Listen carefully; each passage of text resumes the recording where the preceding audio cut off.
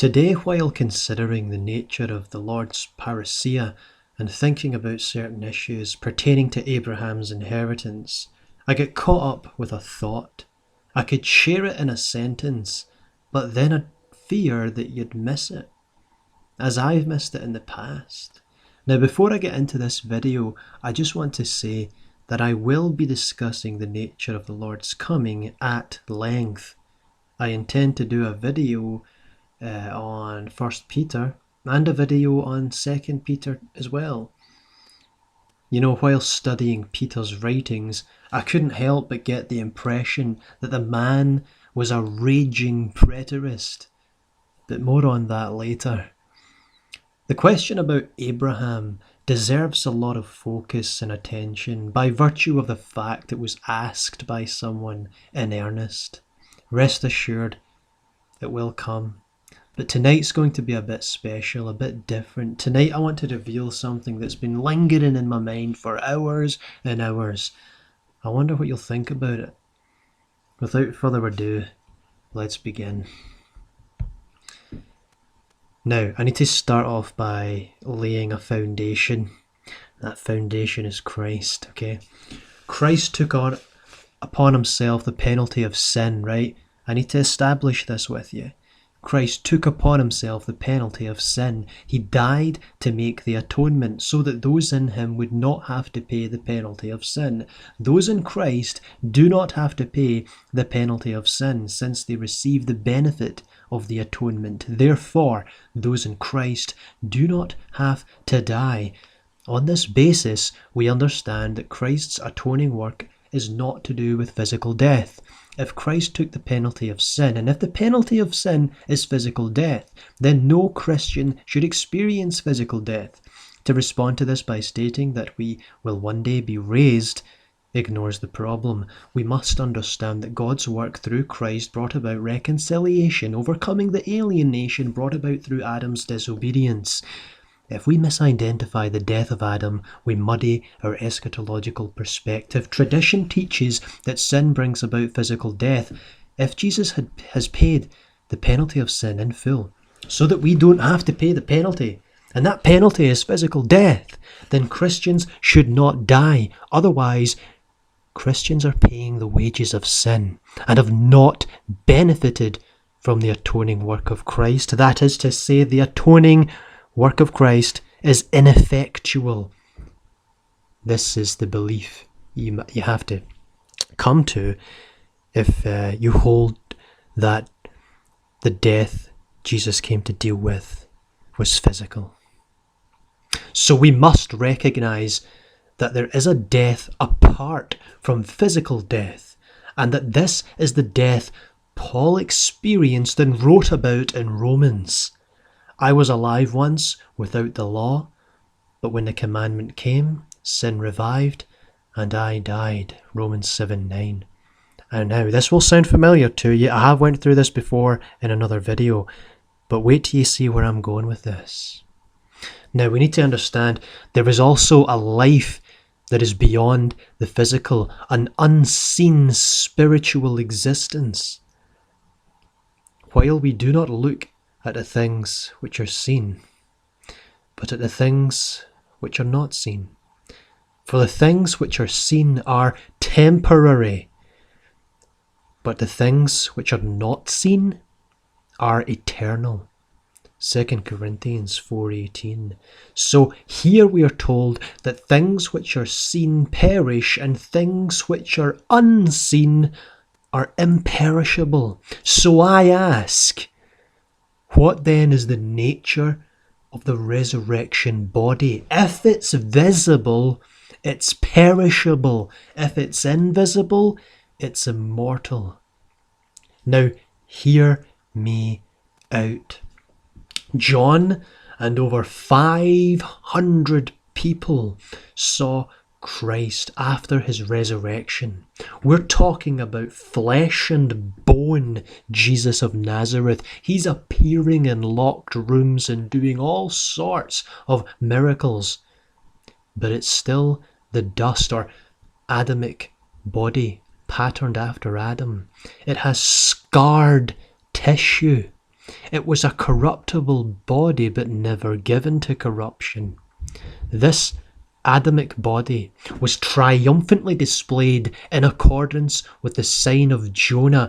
It was Jesus' body according to the flesh, but this body, the only physical body prophesied to never see corruption, was ultimately clothed in immortality. In Paul's words, from now on, we regard no one according to the flesh. Though we once regarded Christ in this way, we do so no longer. 2 Corinthians 5:16. Remember, before his ascension, Jesus introduced himself as flesh and bone. Flesh doesn't inherit the kingdom. The kingdom is invisible, and as we have established, invisible, spiritual, and eternal. The kingdom does not come with observation. And John says, "Dear friends, now we are children of God, and what we will be has not yet been made known. But we know that when Christ appears, we shall be like him, for we shall see him as he is." 1 John 3:2. In saying this, John assures us that he's never really seen Jesus' physical body, because it's impossible to see with human eyes, which is in complete agreement with Paul's words in 2 Corinthians chapter 4. But here comes the awesome part. This is the awesome part of all this. I want you to pay attention. Very subtle, but very powerful. These words, that they all may be one, as you, Father, are in me, and I in you, that they also may be one in us, that the world may believe that you sent me. I and my Father are one. Believe me, and I am in the Father, and the Father in me. Man, I need to read those again because I failed. That they all may be one, as you, Father, are in me and I in you, that they also may be one in us, that the world may believe that you sent me. I and my Father are one. Believe me that I am in the Father and the Father in me. Ladies and gentlemen, what man can say that? What man can say that? Now, given everything I've said, not only in this video, but in previous ones too, what Jesus is telling us is that he has what Adam lost. Let me repeat that, because it's so subtle and yet so earth-shattering. What I'm telling you is that Jesus was resurrected to life, that is, reconciled to God before his crucifixion.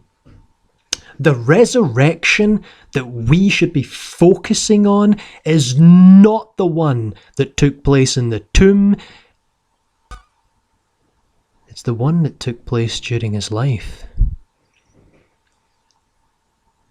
In other words, Jesus was resurrected before his death, burial, and physical resurrection. Understand that a physical resurrection was not unique. Jesus performed them all the time along with his disciples. Elijah performed one hundreds of years before.